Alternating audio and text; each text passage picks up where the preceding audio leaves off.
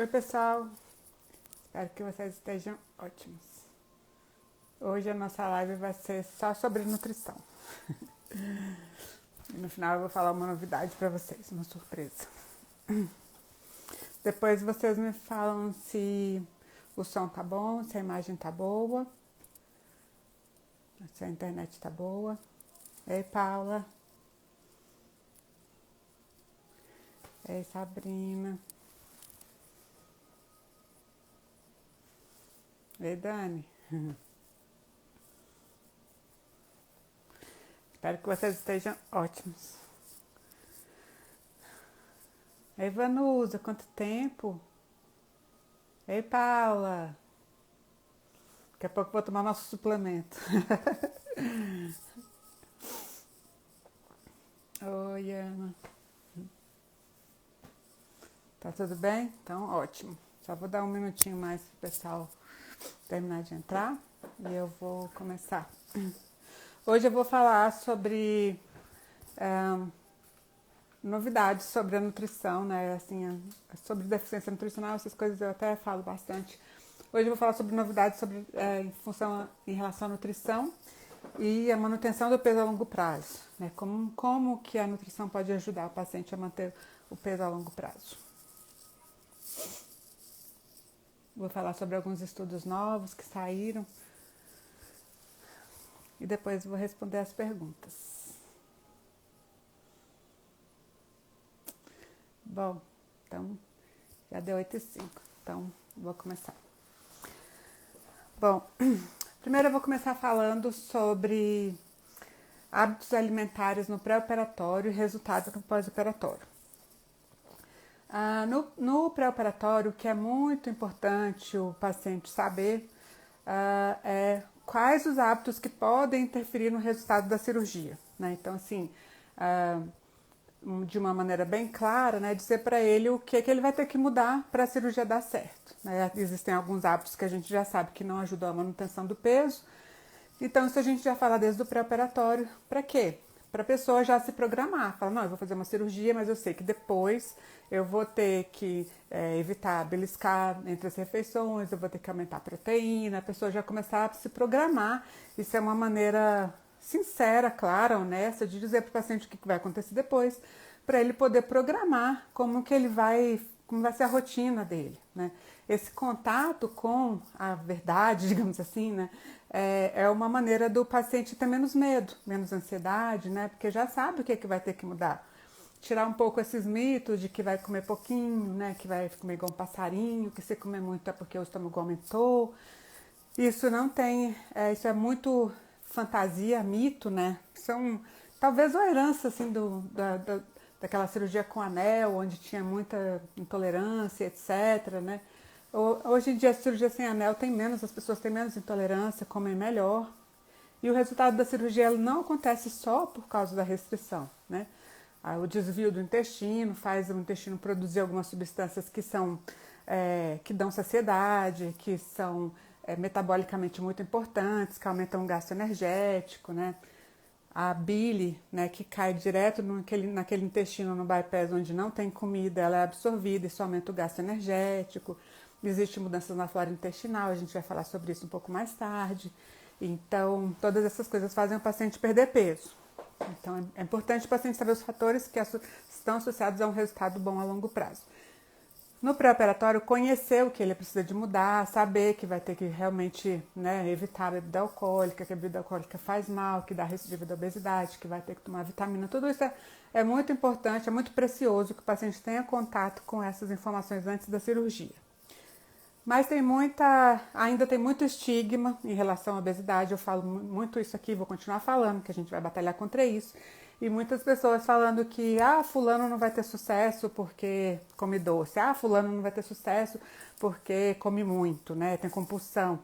Gente, não teve trabalho conseguindo associar o hábito alimentar no pré-operatório com algum resultado no pós-operatório, né? Então, assim, é como se apertasse um botão de restart, assim, né? Começa de novo, gente. Aí aperta esse botão, faz a cirurgia. E isso muda, né? Depois da cirurgia as pessoas mudam preferências alimentares, pessoas às vezes que gostavam de doces deixam de gostar, algumas pessoas que não gostavam, às vezes passam a ter uma maior apetite por doce. Então esse padrão alimentar ele muda muito, né? Eu fiz há muito tempo uma pesquisa analisando os padrões alimentares no pré-operatório, aquelas pessoas que comiam volume, aquelas pessoas que gostavam de doce, aquelas pessoas que beliscavam e os que tinham padrão normal, para ver se tinha alguma relação com o resultado no pós-operatório e se um padrão migrava para outro. O comedor de doce fica, né, beliscador, se mudava isso. E não tem correlação, né? Então, assim, não existe essa bola de cristal que vai dizer assim, né, já que ele é beliscador, ele vai beliscar de novo. Não, ele pode, como a cirurgia modifica o trânsito digestivo, a pessoa começa de novo, como se ela desse um boot, começasse de novo a aprender, mudar os hábitos. É como se desse uma chance para a pessoa reorganizar o metabolismo, né? Então, isso é uma coisa muito importante, as pessoas entenderem que não tem uma coisa taxativa, né? Que fulano ou beltrano, ou quem é assim ou assado, vai ter ou não sucesso. Não. É uma vida nova, né? Mudou o trânsito digestivo e isso tem repercussão no cérebro, né? Então, quem fala assim, operou o estômago, não operou a cabeça, não é verdade. Tem repercussões no cérebro, GLP-1 age na saciedade, né? A oxitomodulina age na saciedade, no gasto energético, o PYY age no trânsito digestivo, no cérebro. Então, tem repercussões no cérebro. Depois da cirurgia, tem muitos estudos, tem um pesquisador bem famoso que chama Carol Leroux, ele estuda muito a parte de recompensa do cérebro. Essa parte de recompensa, ela muda depois da cirurgia. As pessoas têm uma recompensa menor com os alimentos muito calóricos. Então, isso também dá uma chance da pessoa modificar os hábitos alimentares. Então, o operatório é importante para a pessoa ter as informações sobre o que ela vai ter que mudar no pós-operatório. Isso é um ponto importante, né? E sem estigma de querer padronizar o paciente como, né, taxar, né, vai ter sucesso, não vai ter, não, fulano, não tem jeito. Tudo isso é estigma. Para todo mundo tem chance, né? A obesidade é uma doença crônica, como muitas outras, né? Diabetes, hipertensão é doença crônica, tem várias doenças crônicas. E a cirurgia é uma ferramenta maravilhosa que dá esse restart aí nos hábitos alimentares do paciente. O que é importante no pós-operatório? Bom, passada a fase de dieta líquida, que é padrão, assim, mais ou menos padrão para todo mundo, um estudo muito importante mostrou que os pacientes nos primeiros 6 meses desenvolvem, meio que estabelecem a sua rotina, né? A época de você modificar realmente o seu hábito alimentar. Então é muito importante que nesse período você aprenda a consumir mais proteína, ao invés de carboidrato ou gorduras, né? Tem um estudo grande com um N de mais de 2.000 pacientes, que acompanhou por mais de 10 anos esses pacientes sleeve e bypass, e mostrou que aqueles pacientes que nos primeiros 6 meses ingeriram menos calorias, que ingeriram menos gordura e menos carboidrato e mais proteína, são os que com 10 anos estão com melhor peso. Então isso é um incentivo para aproveitar esses primeiros 6 meses e realmente reduzir a ingestão calórica e aumentar a proteína. É uma fase onde realmente o paciente vai ficar com aquela alimentação um pouco mais monótona, porque come pouco e quando come tem que priorizar a proteína. Aí por quê? Se houver dieta da proteína, não é. É uma alimentação adequada, a gente calcula o carboidrato, tem uma quantidade, mas proteína é muito mais difícil de atingir do que carboidrato. Proteína, para você atingir 60 gramas, que seria o mínimo, você tem que comer proteína pelo menos 4 vezes por dia, né? Tipo 2 fatias de queijo tem 10 gramas, você precisa de 60. Um bife pequeno tem 15, 20 gramas. E você precisa do suplemento na maioria das vezes, porque é difícil atingir. E então digamos assim, essa modificação ela é muito importante para o resultado a longo prazo, né? E aprender isso nos primeiros 6 meses é muito importante. Muitos pacientes ficam agoniados porque aí não entra muita fruta, muita verdura e acha que acaba que vai estar ficando com uma alimentação ruim, né? Eu falo, não preocupa que com o tempo isso vai fazer parte da sua alimentação. Com o tempo entra mais fruta, entra mais vegetais, a alimentação fica mais normal, né? E aí você já adquiriu aquele hábito de comer mais proteína, que é muito importante. Bom, então como é que a gente pode ajudar? Primeiro, tendo informação desde o pré-operatório do que a gente vai precisar mudar para ter estratégia. Segundo, nos primeiros 6 meses, realmente enxugar a alimentação em termos de reduzir o carboidrato e aumentar a proteína. Não é dieta totalmente sem carboidrato, mas é uma redução, né?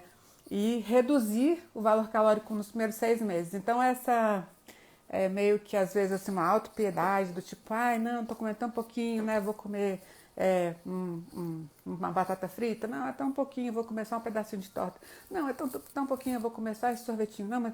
E é lógico que a gente não tem a alimentação perfeita, mas você fazer digamos, essas recompensinhas todas as vezes e aumentar muito o valor calórico, tem repercussão mais adiante, né?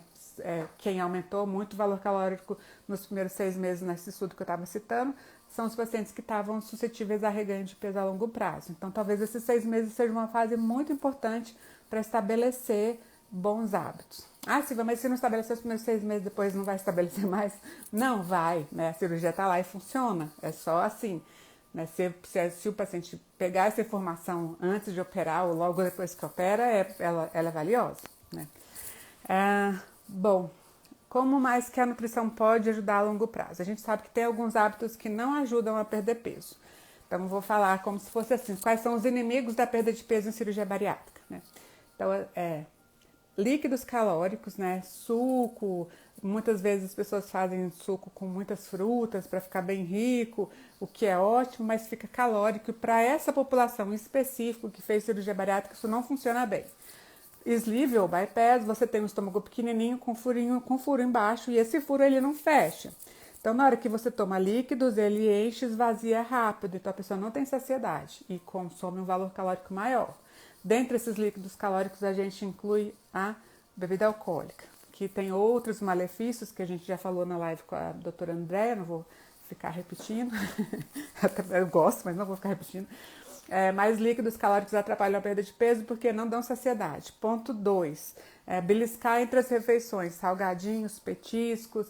Normalmente esses pacientes dobram o consumo calórico e dobram a quantidade de carboidrato que estão consumindo. Se a gente pensa em média que o paciente tem que ingerir umas 90 gramas, quando o paciente começa a beliscar muito, isso vira mais de 200 gramas por dia e isso tem relação com menor perda de peso a longo prazo e até recidiva da obesidade. Então, tudo que for coisinha que guarda na gaveta, come de pouquinho, né? Hoje eu estava mesmo falando com uma paciente, mas castanha, né? Eu li que tem uma gordura boa. Sim, mas é calórico, né? É uma gordura boa, mas toda gordura é calórica. E castanha você vai comendo de pouquinho, às vezes você não percebe que comeu muito, né? Você pode comer um pouquinho de castanha, mas nem sempre é o que você quer fazer, né? Eu contando 3 castanhas, 4 castanhas, isso é muito difícil, né? Bom, então a gente já falou líquidos calóricos, a gente já falou sobre o beliscar, não ajuda na perda de peso. Outro ponto é não ingerir a quantidade necessária de proteína, né? Comer proteína baixa. E qual seria o maior problema disso? A cirurgia bariátrica, ela é uma cirurgia onde depois da cirurgia, você faz uma restrição calórica, né? Uma diminuição na ingestão calórica. Toda restrição calórica, ela pode levar à perda de massa magra. Ela só não vai levar à perda de massa magra se você aumentar a proteína e fizer atividade física de força, né? Que você faça força. Essas duas coisas ajudam você a não perder massa muscular. E se aumentar a proteína na restrição calórica, você come pouco, mas para você comer o tanto de proteína que o seu corpo precisa, você tem que aumentar. Então, praticamente metade de tudo que você come vai ter que ser proteína. Mas não é a dieta da proteína, é a proteína suficiente para a sua massa muscular. E qual seria o problema de perder músculo? O músculo, hoje em dia, ele é visto assim como um outro órgão que a gente tem, né? Então, o músculo, ele gasta mais energia do que a gordura, né? Meio quilo de músculo faz você gastar 40 calorias, meio quilo de gordura 6. Então, muito músculo, metabolismo mais alto, pouco músculo, metabolismo mais baixo. Tem pessoas que se queixam de metabolismo lento e isso pode ocorrer por causa da composição corporal, né? E aí o paciente começa a fazer aquele platô, ou, né, para de perder peso, ou começa a perder lento, né, ou a longo prazo, qualquer excesso calórico ele aumenta na balança. Isso pode existir em função dessa redução do metabolismo, né? Então, por isso que é muito importante vocês pensarem em estratégias para aumentar o consumo de proteína para não perder massa muscular. Ou se perder, perder pouco. Outro mito, tem muita gente que acha que paciente que fez cirurgia bariátrica perde muito mais músculo do que uma pessoa que fez um tratamento convencional. Não é verdade, né? Todo tratamento para perda de peso leva a perda de gordura e um pouco de perda de massa muscular é intrínseco ao tratamento. Mas tem uma média que a gente aceita, né? Então, do peso que perdeu, menos de 20% deve ser músculo, né? É como se fosse o ideal. E por quê? Você tem um peso menor, aquele peso menor ele não precisa de tanto músculo igual você precisava antes com um peso maior, então meio que tem uma adaptação. Mas, se vamos supor, o paciente perdeu 40 quilos, né, perdeu 20 de músculo e 20 de gordura, ele ficou, assim, um pouco desnutrido. Ele perdeu mais músculo do que o esperado. Aí, nesse caso, a gente tem que ajudar o paciente a recuperar a massa muscular. Tem jeito? Tem jeito, né? Aumentando proteína, creatina ajuda muito, atividade física, né? E eu acho que essas estratégias, elas têm que ser conversadas, assim, honestamente, claramente, para o paciente ir criando, assim, às vezes o paciente não vai conseguir resolver tudo de uma vez, né? Não vai conseguir comer mais proteína, não vai de um dia para o outro, não vai adorar o whey de um dia para o outro, não vai adorar a atividade física de um dia para o outro, mas você faz um planejamento, né, estratégico para você ir incluindo essas coisas, se você tem informação de que isso é importante, né? Então a gente falou de líquidos calóricos, a gente falou de beliscar, a gente falou de ingerir proteína. Uma outra coisa muito importante é controlar as hipoglicemias. Hipoglicemia tem repercussão no peso, né? Cada vez que o paciente tem uma hipoglicemia, ele tem mais fome.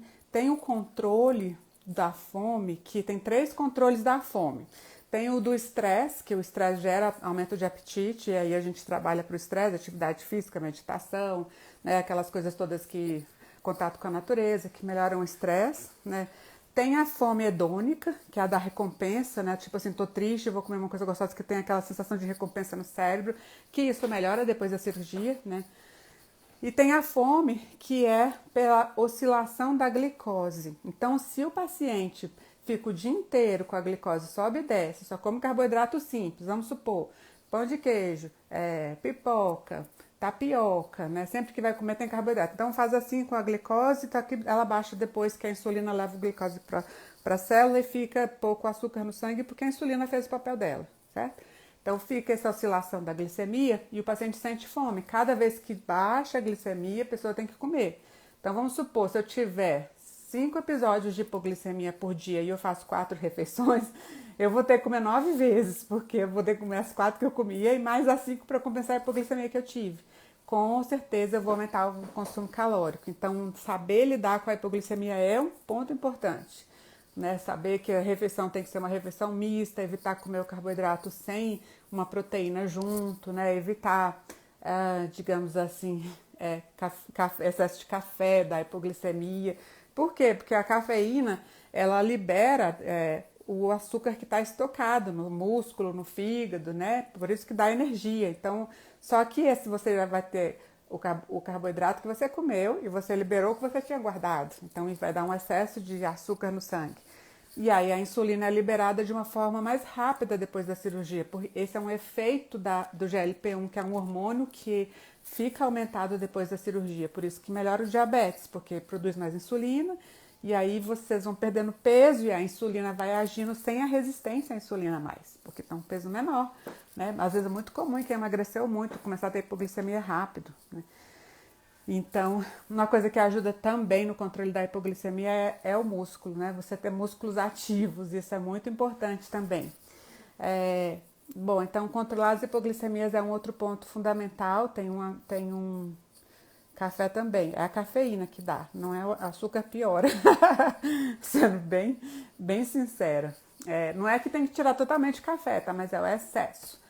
Bom, então eu falei de líquidos calóricos, de beliscar, eu falei da quantidade de proteína, eu falei das hipoglicemias, quantidade de fibra, né? Então, assim, esse é um outro ponto que eu queria falar muito, que tem muitos estudos falando sobre mudança na flora intestinal depois da cirurgia. Então, que a gente sabe que quem sofre de obesidade tem uma microbiota, uma flora intestinal pouco rica, tem poucos tipos de bichinhos e os bichinhos que tem lá não são muito variados, não tem muitas espécies. Ter muitas espécies é legal, é bom, é saudável. E quem está sofrendo de obesidade não tem isso. E são bactérias que aumentam a vontade de comer doce, né? Que tem relação com maior absorção de calorias, né? Para o paciente. E isso tem relação com o aumento de peso, né? Tem estudos assim que tiraram microbiota em animais, né? De um bichinho que era obeso e colocou num bichinho que tinha um peso saudável. E só com essa troca de microbiota, o bichinho que era saudável, o ratinho, né, ficou sofrendo de obesidade nesse transplante, né, de bactérias do intestino.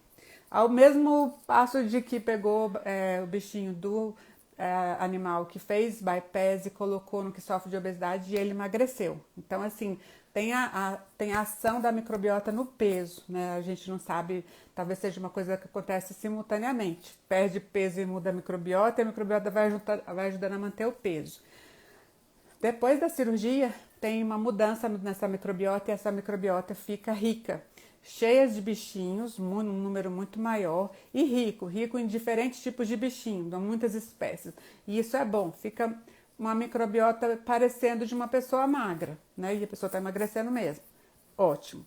Mas o que os estudos mostram que a longo prazo, se o paciente não modificar algumas coisas, alguns pontos da alimentação, essa microbiota volta a ficar pobre em bichinhos e ficar monótona igual era antes da cirurgia. E isso pode ter influência no peso a longo prazo. Uma coisa muito importante. E isso bate um pouco de frente com o que a gente fala que tem que comer muita proteína, e a fibra vai ficando de lado, né? E isso é verdade. E a gente não pode tirar a proteína.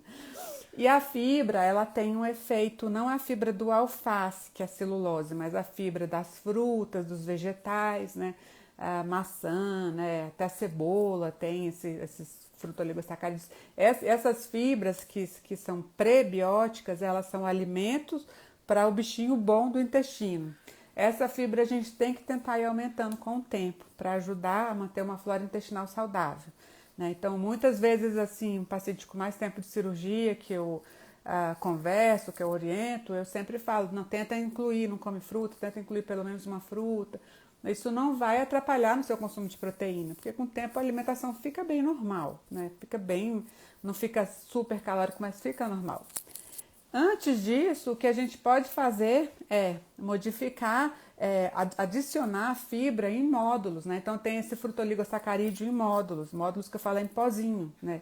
Então você adiciona em alguma coisa que você for beber. Fibra também tem em pó, a gente encontra em farmácia, em loja de suplemento, adiciona em pó, já que você não vai poder comer um prato de salada, porque isso é verdade, né? E um outro ponto é ir adicionando esses pro e prebióticos na alimentação. E aí tem kombucha, tem esses iogurtes, né, bem naturais, sem muito aditivo, sem muitos corantes, que também tem probióticos. Você vai, como o estômago não tem ácido, né? O que acontece? Normalmente no estômago, muitas dessas bactérias que a gente consome no iogurte, etc., não conseguem chegar vivas no intestino, porque a gente tem ácido no estômago. Quando a gente toma a cápsulazinha, né, espera-se que chegue viável, porque é uma lei que fala assim, para você falar que a sua cápsulazinha ela é um probiótico, ela tem que ser viável, ela tem que estar viva, os bichinhos têm que estar vivos quando chegar no intestino. Então espera-se que chegue assim, mas é difícil controlar. Quando a gente come, por exemplo, um iogurte, pode ser que o seu estômago meio que mate alguns bichinhos, mas isso não acontece no bypass, nem no sleeve, porque a gente quase não tem ácido, né? Então os probióticos têm uma ação maior, né? Utilizar tem benefícios, mas o que a gente sabe até agora, kefir também, é que essa flora intestinal com uma alimentação melhor, ela é benéfica para manter o peso, mas não quer dizer que quem toma probiótico vai perder mais peso. A gente ainda não chegou nesse ponto das pesquisas. A gente gostaria de falar, mas isso ainda não aconteceu, né? A gente faz correlação de microbiota com reganho, que é o meu pós-doutorado, que a gente viu que os pacientes que tiveram reganho tinham uma microbiota mais monótona, aqueles bichinhos que eram os bonzinhos, eles não estavam mais naquele grupo, só estavam no grupo de quem estava com peso saudável. Então, cuidar da flora intestinal é muito importante. E uma coisa que acontece demais é o paciente ter o que a gente chama de disbiose, que é aquela distensão abdominal, né, gases, o intestino era preso e fica solto, era solto e fica preso, e isso para essas mudanças na flora intestinal. Tem como melhorar com uma alimentação que favoreça menos gases, né? Se a pessoa está sofrendo de gases, você não vai dar uma dieta que favoreça gases, você tira tudo que dá gases e aí você vai adicionando aos poucos os pré e probióticos para melhorar a flora intestinal, porque a flora intestinal dos bichinhos bons dá menos gases, os gases têm menos cheiro, né? A pessoa vive melhor. Então isso é um outro ponto. Nesse sentido, já tem revisão sistemática mostrando que cuidar da flora intestinal e usar probiótico melhora essa disbiose que pode acontecer depois da cirurgia bariátrica, muito mais comum no bypass do que no sleeve, certo? Então, pontos importantes. Líquidos calóricos, beliscar influencia, pouca proteína influencia muito, né, por causa do metabolismo, músculo, etc.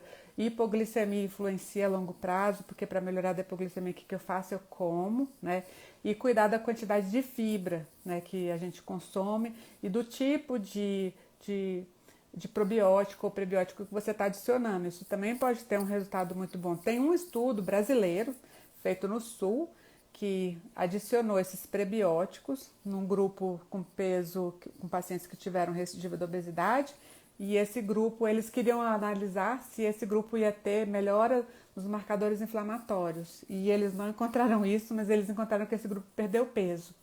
Agora eu vou explicar por quê. Quando o paciente toma esses prebióticos ou essas fibras que vão fermentar as bactérias boas do intestino, quando essa fibra chega no intestino, o intestino produz uma substância que chama ácidos graxos de cadeia curta. É um gás, né? Uma bolinha de gás.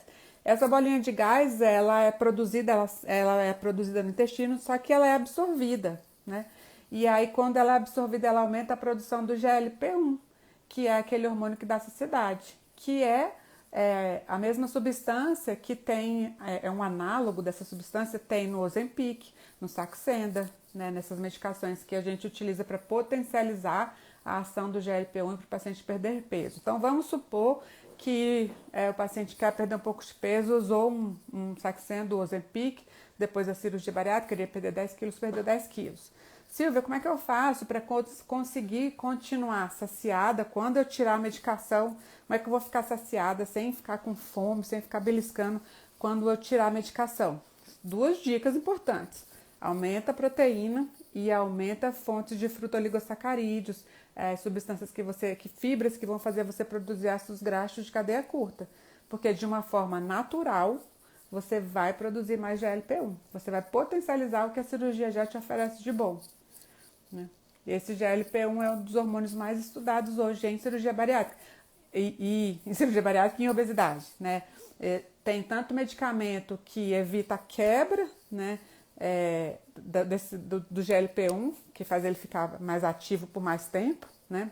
E tanto substâncias que são análogas, que são iguais ao GLP-1, que a pessoa injeta no tecido subcutâneo e se fica mais saciada. Então, uma maneira mais, digamos assim, se não for usar o medicamento, ou se já usou o medicamento e vai tirar o medicamento, adicionar isso na alimentação é fundamental, né?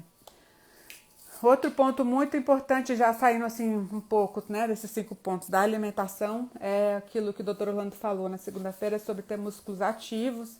Nos músculos, quando a gente tem músculos e eles estão ativos, eles produzem mioquinas, que são umas substâncias que têm ação em vários tecidos, no humor, né, vai para o seu cérebro dar humor, em vários tecidos do nosso corpo desinflama, aumenta a produção de proteínas, aumenta a síntese muscular, mas tem também ação na saciedade, né? Essas mioquinas têm essa ação.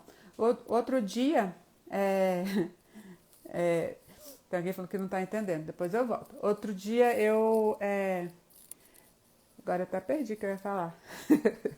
Que eu só vi assim, não estou entendendo esses termos, estou perdida. Eu falei, gente, já falei um monte. Eu estava falando das mioquinas. Sim, outro dia eu falei nas minhas stories sobre saciedade e exercício, né? E eu vi um trabalho falando que a relação de exercício e fome é uma curva em J, né? Então, talvez você começou a fazer exercício, está muito devagarzinho, você ainda não tem muita saciedade. Então, você tem que aumentar um pouco a intensidade, você tem que ir para essa base, essa parte do J que é mais baixa, que aí você vai ficar mais saciada e vai conseguir perder peso. Mas se você também fizer uma atividade física muito intensa, isso também pode ter efeito em aumentar um pouco o apetite, né? Então, saber dosar aí a frequência, o tipo de atividade física também é importante para quem quer perder peso, certo? Agora eu vou responder algumas perguntas que eu falei durante 30 minutos seguidos. Ai, 6 meses, 3 frutas ao dia, fora as proteínas. Opa, nas 4 refeições. Tá saindo bem, tá saindo ótimo. Ora Pronobis é muito bom, é fonte de proteína, né? E parece que é bem saboroso também. Dá para adicionar. Não, não é proibiótico, não é probiótico. Probiótico são bactériazinhas do bem que a gente ingere, pode ser em cápsula, pode ser em alguns alimentos que tem esses bichinhos do bem, né? São esses lactobacilos que vêm já nos iogurtes, eles são probióticos, né? O prebiótico é a comida do bichinho bom. Os probióticos são os bichinhos bons. Os simbióticos são as duas coisas juntas, né? Tem suplementos que são simbióticos. Tem pré-bióticos, é a comidinha do bichinho bom, e tem o bichinho bom, entendeu? Então, simbioflora é um tipo, né? Que mais? Queria muito saber sobre taxas baixas, como tratar anemia. Já esteve internada? Então, na verdade, Adriana, tem que tomar suplemento, né? Isso é uma coisa que faz parte da vida do paciente que fez cirurgia bariátrica. Ter anemia, né? Não controlar as deficiências nutricionais tem um efeito na perda de peso, porque a pessoa que está com anemia ou que está doente não consegue fazer atividade física, tem compulsão alimentar. E isso também seria mais ou menos um sexto ponto, seria manter o estado nutricional para manter o peso a longo prazo. Nesses pontos relacionados de nutrição, como a nutrição pode ajudar a manter o peso a longo prazo. Agora, se você tem uma menstruação muito intensa, tem que conversar com o ginecologista para ver uma estratégia para você diminuir o fluxo menstrual. Essas pessoas têm uma dificuldade muito grande de manter os níveis adequados de ferro no sangue, porque perde muito sangue todos os meses sem dar tempo para o seu corpo repor. Porque depois da cirurgia bariátrica, além de ter um menor consumo de proteína, tem uma menor absorção do ferro. Tem suplementos orais que ajudam muito, né? Mas tudo depende do seu exame e ajustar a dose. Então, aí você tem que ajustar o ferro. Tem vários tipos de ferro, sabe? Tem alguns tipos de ferro, uns suplementos que já vêm com vitamina C junto, que potencializa a absorção. Tem outros que não vêm com uma quantidade muito grande de vitamina C, mas tem muito ferro elementar junto. Então, a gente tem que ir vendo o que cabe melhor, né? Por isso que tratamento disso, às vezes é muito individual. A gente passa um suplemento, pede o exame daí um mês, olha de novo, se não subiu, troca o suplemento.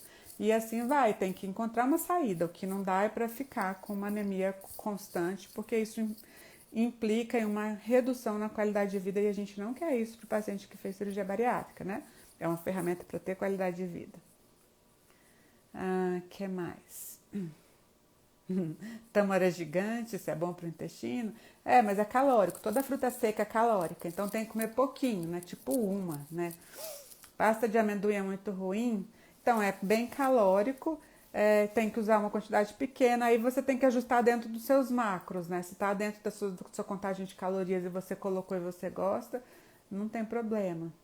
Açúcar de coco é açúcar também, só tem um índice glicêmico mais baixo, ele não faz aquele pico no sangue, mas tem calorias.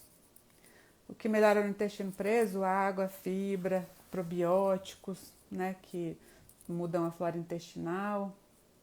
Excesso de café? Então, depende da frequência de hipoglicemia. Às vezes a pessoa tem muita hipoglicemia e aí dá para liberar só uma vez ao dia, de manhã, porque é para acordar. Mas se tiver controlado, dá para liberar aí 2 xicrinhas por dia, até 3, igual a gente fala para grávida, que é meio que razoável, né? Mais do que isso é um pouco de excesso. Açúcar, açúcar das frutas serve? Um açúcar que faz bem, né? Tipo o açúcar das frutas. quando a paciente bariátrica fica doente, a recuperação é mais lenta? Não, isso é falta de cuidado nutricional, né? Eu até falei muito isso no começo da pandemia, que muitos pacientes achavam que porque tinham feito cirurgia bariátrica era o grupo de risco. Na verdade, grupo de risco é quem tem doença crônica, então assim, quem está ainda sofrendo de obesidade é grupo de risco, mas quem já perdeu peso não. Se você for pensar em termos gerais, o grupo que faz cirurgia bariátrica que tem acesso à informação e toma suplemento, fica muito mais bem nutrido que a população em geral. As pessoas em geral não tomam suplemento, não tomam vitaminas, não checam seus exames, né? É só quando fica doente, né? O paciente que fez cirurgia bariátrica não, ele tem que anualmente fazer um check-up, tá tomando vitamina. Então, assim, o paciente bariátrico bem cuidado, ele tem um risco menor, né? Porque ele toma proteína, né? Ele toma a vitamina D, ele toma cálcio, ele toma polivitamínico, ele toma ferro, ele checa o exame. Então, se você for pensar na população em geral, que não toma nada disso, faz dieta inadequada, tem problemas de microbiota, consumo de álcool é alto na população e o álcool também muda a microbiota, né? Então, hipoglicemia com suco de laranja é bem comum, tapioca também. Tudo que aumenta muito o açúcar no sangue tem um efeito na hipoglicemia. E, na verdade, eu até respondi uma pergunta hoje, né? Se você tem que comer açúcar na hora. Depende do nível, né? Então, se for muito baixo, uma dose pequena, mas é até 10 gramas, é uma coisinha pouca. E o ideal é que você consuma depois uma fonte de proteína para você não ter o efeito rebote. Senão você come açúcar, sobe de novo e baixa de novo, né? E, às vezes, a segunda vez que baixa, ainda baixa mais. Então, é perigoso. Quando a gente está se alimentando bem, proteína alta e tomando suplementos direitinho, que pode estar gerando alguns dias de fome. Tem que avaliar seu nível de atividade física, como é que tá, que eu sei que você está malhando bem, né? Tem que ver nível de estresse, isso também influencia. Dormir mal influencia. Quem dorme mal, no outro dia o hormônio da fome fica mais alto, né? Sente menos saciedade. Está comendo muito à noite, que atrapalha o sono, aquelas coisas do círculo circadiano, né? Então tem que avaliar essas outras coisas também, que isso também influencia. Às vezes a gente acha que é só a dieta, né? Mas hoje é impossível você falar de dieta sem você falar de ciclo circadiano, né? De não comer à noite e comer durante o dia, de você não falar de um bom sono, de você não falar de controle do estresse, o aumento do cortisol aumenta a fome, né? Então tem tudo isso. Tem que checar os exames, ver se não tem deficiência de ferro, que isso também aumenta a fome, né? Que mais? Existe um custo com a suplementação. Existe um custo, né? E a gente tem que falar isso para o paciente. Né? Os suplementos de proteína não são baratos, as vitaminas não são baratas, a gente sabe que o suplemento é caro, é um mercado, por isso que esse mercado aumenta, gente, porque gira muito dinheiro, né? Todo dia abre uma loja de suplemento, loja de suplemento e farmácia, né? Atualmente é o que mais abre. Um monte de coisa fecha, mas loja de suplemento e farmácia só abre, porque o povo compra vitamina, compra remédio, compra suplemento, né? É um mercado ascendente. Então, a gente tem que ajudar o paciente a fazer, a gente ajusta as condições do paciente, tem que ajudar o paciente a fazer conta. Eu sempre falo isso, não tem a vitamina perfeita, a gente vai ajustando perto das recomendações do paciente e do estado nutricional dele. Mas tem aquelas que são mais potentes, que tomam menos cápsulas por dia, né, que dá menos trabalho para o paciente, mas tudo isso depende, eu falo sempre isso. Mas quem mais preocupa com isso é só nutricionista que já tem muita experiência, porque no começo as pessoas às vezes não pensam nisso. Eu falo, gente, não pode fazer uma super prescrição, né, de tudo que o paciente precisa, e mais um monte de fitoterápicos, mais um monte, aí coenzima Q10 e mais isso, e tribulus e não sei o que, e aí quando a pessoa vai ver, ela dá R$2.000 de suplemento, né, então tem que dosar, usar o que está precisando mesmo. Eu falo assim, o resto é perfumaria. Primeiro faz o básico. Cirurgia revisional, aí depende. Depois se você quiser me mandar um direct, depende do que você chama de cirurgia revisional, né? Se for, tem algum defeito na cirurgia para você corrigir, né? Depois você me manda direct que a gente... Sucrafilme é mais para quem está com dor no estômago, que o Dr. Orlando passa. Dor de cabeça e nódulos associado com a passagem do alimento pelo anel. Quando eu comi o pão, ficou entalada, teve dor de cabeça. Ai, Miriam, tudo bom você? Você tá boa? Então, às vezes o anel atrapalha um pouco mesmo a qualidade de vida, aí tem que pesar, né? Se quiser continuar com anel, tem que sempre ter cuidado para comer, porque sempre vai ter o risco de ter um entalo, uma sensação ruim, né? E eu sei que isso não é gostoso, não é legal. Ah, Ora pronobis é uma planta, é uma plantinha e tá meio na moda, né, atualmente. Tem muita gente me perguntando. Carne dos pobres? Ai, meu Deus. Eu ainda não comi, gente, eu preciso comer. Todo dia estão me perguntando sobre isso. Tem muitos probióticos, aí depende do objetivo. Se o paciente tiver muitos sintomas, você não pode usar um probiótico muito potente, porque aí você vai aumentar os gases no começo, tem que ir aos poucos, né? Então, é difícil, a gente não tem um que dá para todo mundo. Com quantos meses de probiótico dá para ver resultado? Pontos importantes. Não adianta tomar probiótico e não mudar a dieta, né? Você vai gasta um dinheirão, porque o probiótico é caro. O probiótico bom aí vai dar uns R$ 120 por mês, no mínimo. Aí você gasta eu acho um dinheirão. Porque você não toma só isso, tem outras coisas. Então vai aumentar provavelmente uns 10% desse orçamento. Aí você toma o probiótico, aí tem lá separado todos os bichinhos bons para você de uma forma super viável para seu intestino ficar saudável. Aí depois você vai comer açúcar, esses emulsificantes que tem nos produtos industrializados, esses aditivos todos, eles quebram as células do intestino, elas precisam de ficar bem coladinhas uma na outra, né?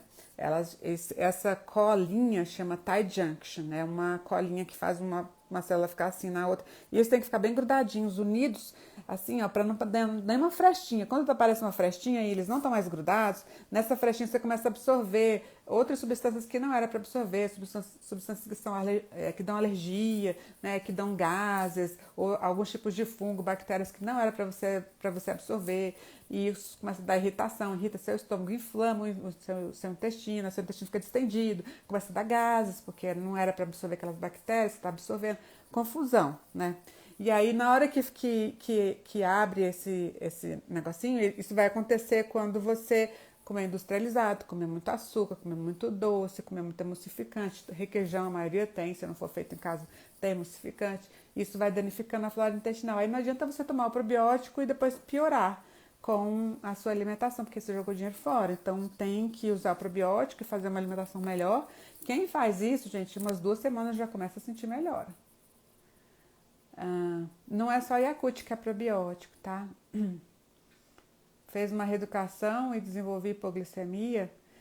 Na verdade, então, talvez você tenha feito uma reeducação, Josiane, que não foi focada no paciente que fez cirurgia bariátrica, né? Tem todo um arsenal de conhecimentos do que tem que ser feito em cirurgia bariátrica. Uma das coisas que eu mais vejo que não ajuda o paciente a manter o peso, e tem muitos profissionais que fazem, é falar que tem que comer de 2 em 2 horas, 3 em 3 horas, porque você come um pouquinho, e na hora que você vai comer muitas vezes por dia, você vai gastar energia digerindo aquele alimento. Gente, você come uma coisa de 150 calorias e você vai gastar 30 para digerir, essa conta não fecha, né? No final você aumentou 300, 400, 500 calorias. Então, tem umas coisas e quando a gente fala de paciente que sofre de obesidade, tem que entender muito de metabolismo para poder falar. Então, não precisa fazer muitas refeições por dia, não precisa aumentar muito o número de refeições. Nessa população tem risco da pessoa ficar beliscando, de não sentir saciedade, de desenvolver hábito de comer várias vezes por dia, né? E isso atrapalha a longo prazo. Então, tem pontos que precisa ser ajustado. Talvez a hipoglicemia reativa tenha vindo de uma alimentação com carboidrato demais. Então, tem a quantidade de proteína e também tem a de carboidrato. Qual é o problema? Proteína é muito difícil atingir. Carboidrato é muito fácil. Carboidrato tem no iogurte, tem na fruta, tem no arroz, tem no pão, tem na batata, tem no biscoitinho, tudo tem um pouco de carboidrato. Proteína não. Proteína são os alimentos de origem animal que tem proteína e é difícil comer muito porque a gente fica cheio, né? Você come um bifão, você fica cheio. Então, esse é um problema. Opa. A alimentação melhorou, né? Quando os gases melhoraram. Na verdade, o intestino melhora, né? Os gases diminuem quando a alimentação melhora, né? Acho que foi isso que eu entendi. Proteína da soja pode ser utilizada, mas a do whey tem um valor para ganho de massa muscular mais interessante. Ele tem uma quantidade maior de um aminoácido que é muito importante para a síntese muscular, que é chamado de leucina, né? Para a soja, se você for tentar comer soja em uma quantidade que você precisa para você atingir a quantidade de leucina, fica tão calórico que não compensa. Mas se você não está querendo ganhar massa muscular, é só manter uma opção, né? Proteína do leite e do colágeno. Gente, a proteína do leite é a proteína completa. Ela tem todos os aminoácidos que a gente precisa. Todos. E a proteína do colágeno não tem todos os aminoácidos que a gente precisa. Né? E o peptídeo de colágeno, que é aquele utilizado para a integridade da pele, ele é bom. Só que ele é bom depois que você já consumiu a sua proteína do dia, né? Senão ela não vai fazer o papel dela, porque vai precisar ser mobilizada para outras coisas. Então ele entra depois que você já está consumindo a quantidade que você precisa. Né? Também não é barato. Tomei Saxenda antes de partir para a bariátrica. Então, mas depois da bariátrica, para algumas pessoas, ele tem não a Saxenda em si, mas a substância análogo do GLP-1 tem um efeito muito bom para algumas pessoas. Agora que eu cheguei na mensagem, estou perdida. Sociedade com Ozempic é incrível, eu concordo. Saxenda ajuda a emagrecer. Assim, tem que ter indicação certa, tá? Nunca é bom tomar uma medicação sem consultar o médico, sem fazer um exame de sangue, sem saber se o seu fígado tá ok, se você pode tomar aquilo, qual é a dose para você. Tem gente que com uma dose pequenininha fica bem, tem gente que tem que ajustar a dose. Você ter a opinião de um profissional é muito importante. Posso tomar o whey antes de malhar? Pode usar. 1 hora antes ou depois, em qualquer horário depois.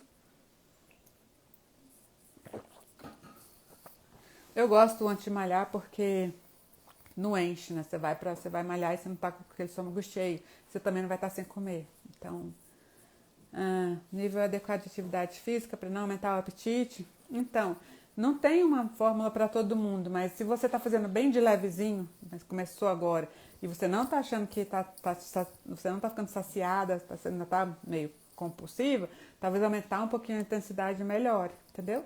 Que aí você produz substâncias que dão a sensação de bem-estar e isso vai, principalmente se você tem aquela compulsão emocional de comida, né? Então, ajuda muito. Segredo de cuidar do intestino, é não comer industrializado, comida de verdade, comer fruta, verdura, proteína, mas não frita, né? Grelhada, assada. Indicado o jejum intermitente. Crângela, eu não condeno, né? Não é a estratégia que eu mais uso. Tem algumas pessoas que se dão bem, outras não. Tem que ser usado com parcimônia no paciente que fez cirurgia bariátrica. Os pacientes que fazem cirurgia bariátrica, eles não têm hipoglicemia em jejum, né? Então não é o jejum que dá hipoglicemia, e sim a refeição, a janela alimentar que é o problema. Dependendo do que você comer na janela alimentar, você pode ter hipoglicemia. Então tem que saber utilizar a seu favor, né? E eu nunca uso o jejum muito longo e raras as vezes eu preciso usar muitas vezes na semana. O que mais? Iogurte natural, coalhada. Quanto menos aditivo tiver, melhor, né? Coalhada é bom, que é praticamente só leite, fermento, né? Iogurte natural também sem esses emulsificantes, sem corantes, sem esses sabores artificiais, muito bom também, né? Kefir é bom, kombucha é bom. Malhar em jejum depende muito da pessoa. Tem pessoas que se dão bem e pessoas que não se sentem bem. Não quer dizer que malhar em jejum que você vai ter hipoglicemia, se você não tem esse padrão, né? Mas depende também do tempo de atividade física, o que você vai fazer, é uma corrida, é força, é muito tempo, é pouco tempo. Você não está desnutrida, tem que olhar, né? Seus exames estão ok, tudo isso é importante. Tudo tem proteína e carboidrato, como sabemos, é a quantidade de proteína que um bariátrico tem que consumir por dia. Proteína, no mínimo 60, em geral, Lília. Em geral vai ficar aí para mulher em torno de 70, 80, para homem perto de 100. Mas é calculado por quilograma de peso. Certo? Por cento a pessoa perde absorção no sleeve. Não perde absorção no sleeve, perde estômago. Absorve menos algumas coisas de nutrientes pela falta de ácido do estômago, né? Mas não mexe no intestino. Edilene, não estou no segundo milênio onde eu não menstruo mais, super recomendo. Então, gente, tem que controlar mulher, idade fértil, cirurgia bariátrica, tem que controlar o fluxo menstrual, isso é muito importante. Eu não sei porquê, mas eu acho que poucos profissionais falam sobre isso. Ai. Então, aí eu acho que eu vou até aproveitar que estão perguntando, lítio, qual a relação com saciedade no pós. Na verdade, assim, alguns médicos, algumas pessoas precisam de suplemento de lítio, né? E parece que isso tem relação com, quando precisa dessa medicação, tem que fazer um acompanhamento para não ter recidiva da obesidade. Isso é importante. Pode tomar polivitamínico em jejum? Pode, gente. Eu não sou... falar sobre os estudos mais recentes sobre os sleeves? Vou falar. Vou falar. Sleeve bypass tá saindo coisa todo dia, gente. Isso aí eu vou falar. Em uma semana sai várias coisas e eu vou guardando para ir lendo onde sobra um tempinho, porque é muito artigo. Tomando Ozempic. Fraca, talvez você tá ficando fraca se você estiver comendo mal, Miriam. Então tem que olhar a alimentação, a dose, né? Eu tenho 6 minutos, olha eu aqui. Eu tenho que falar da novidade para vocês e eu tenho que, e eu vou deixar a figurinha depois para vocês. Então é obrigatório tomar whey? Não é obrigatório. Se você conseguir comer a quantidade de proteína, dá para você tirar, mas tem que calcular bem, você tem que saber medir, né? Então, eu vou...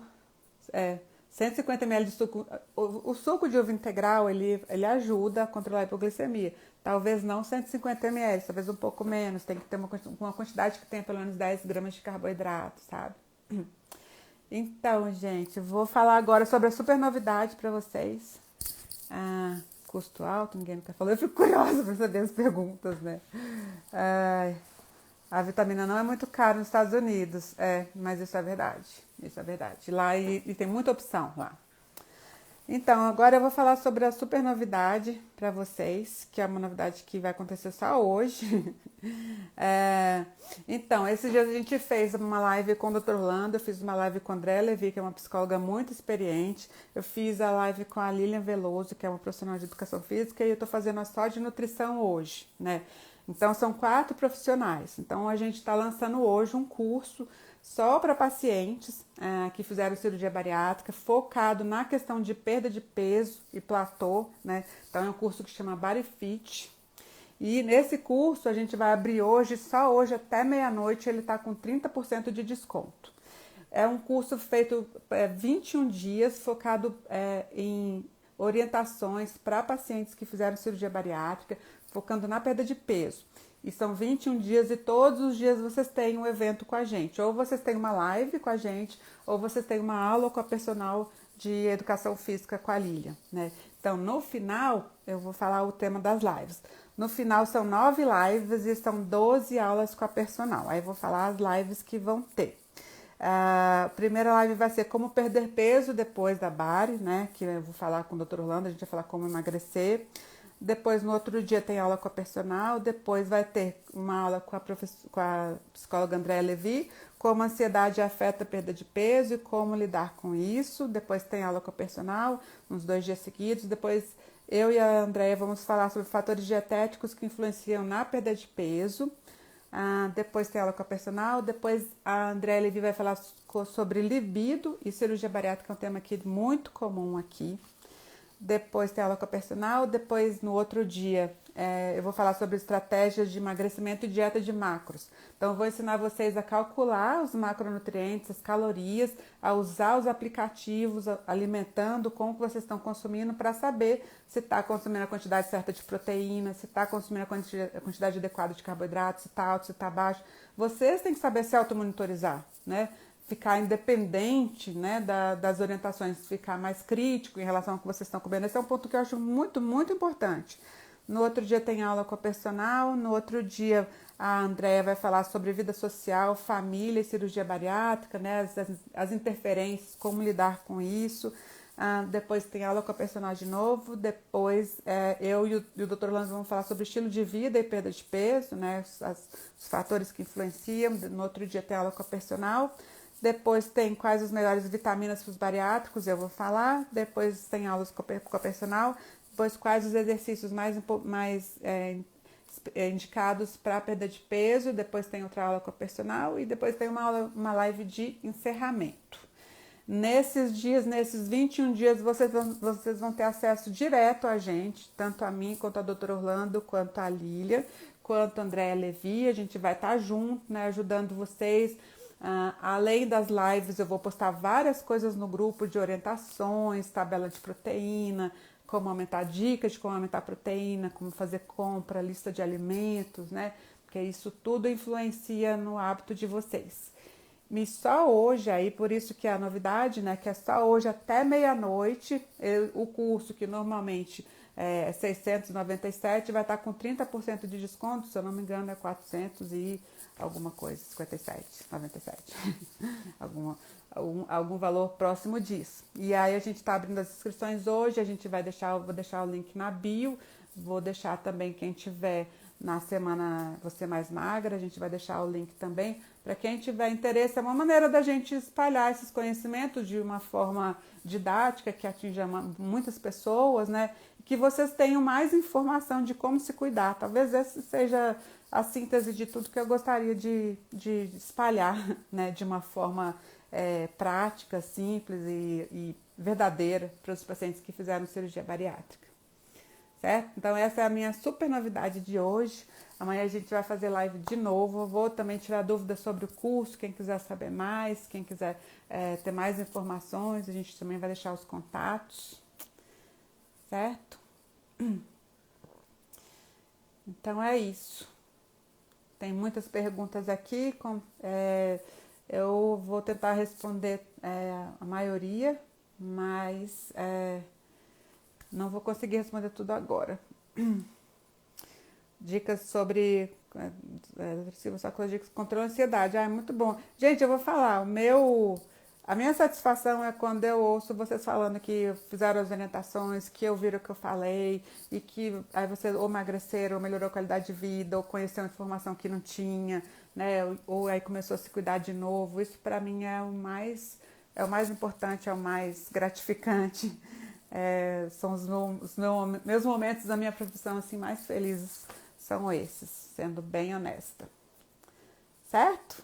Então, adorei conversar com vocês. A live vai ficar gravada, eu vou colocar lá no nosso grupo para vocês assistirem depois. Eu dei muita informação aqui, então acho que vale a pena depois passar um pouquinho. E lá no grupo também, amanhã a gente abre para discussão. Quem eu não respondi aqui, me pergunta lá, que amanhã eu vou tirar um tempinho para responder todo mundo, tá bom?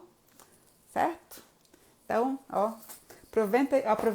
aproveitem a novidade, porque são profissionais que têm muita experiência, não estou falando só de mim, mas a Andréa Levi tem muita experiência, gosta muito de conversar com o paciente, uma coisa que eu acho que é fundamental. Né? O Dr. Orlando não tem um médico igual, entende muito, gosta de cuidar dos pacientes. E a Lília, vocês vão ver a aula dela. A aula dela é boa, um negócio que ela gosta de fazer, que ela faz bem, é dar aula. A aula dela funciona. Certo? Então a gente se vê lá no grupo, gente. Obrigada pela participação de vocês. Espero que vocês tenham aproveitado as informações daqui do grupo, tá bom? Da live, do grupo, de tudo. Um beijo.